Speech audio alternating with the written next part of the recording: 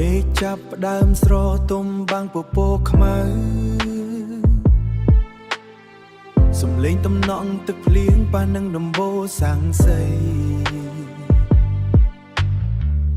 នាំឲ្យបេះដូងខ្ញុំនឹកដល់គ្រាមួយនោះ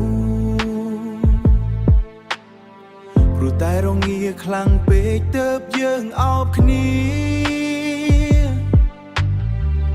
យើងគ្មានសូម្បីតែកង់ហា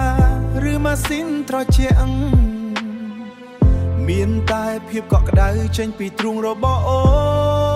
នពេលនេះមេឃភ្លៀងទៀតហើយតែគ្មានរូបអូននៅក្បែរដូចមុននឹងអូនខ្លាំងណាស់ទោះបីជាឥឡូវខ្ញុំមានពួយក្រាំងណា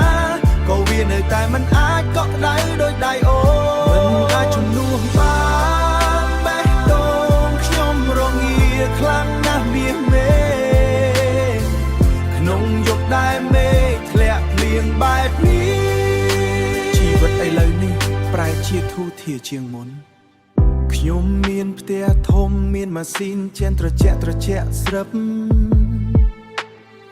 ប៉ុន្តែនៅក្នុងបន្ទប់នេះវាស្ងាត់ជ្រងំពេកគ្មានសំឡេងសើចសប្បាយរបស់អូនទៀតភាពស្ដុកស្ដំមិនអាចទិញសុំមង្គលបានឡើយបើគ្មានមនុស្សជាទីស្រឡាញ់នៅក្បែរដកដង្ហើមពេលនេះមេឃភ្លៀងទៀតហើយតែគ្មានរូបអូននៅក្បែរដូចមុនអូននៅអាណាទោះបីជាឥឡូវខ្ញុំមានពួយក្រាំងណា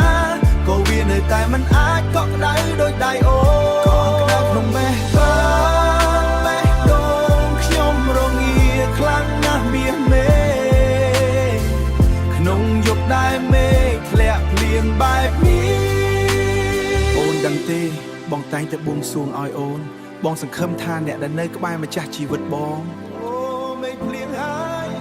ពេលនេះមេឃភ្លៀងហើយ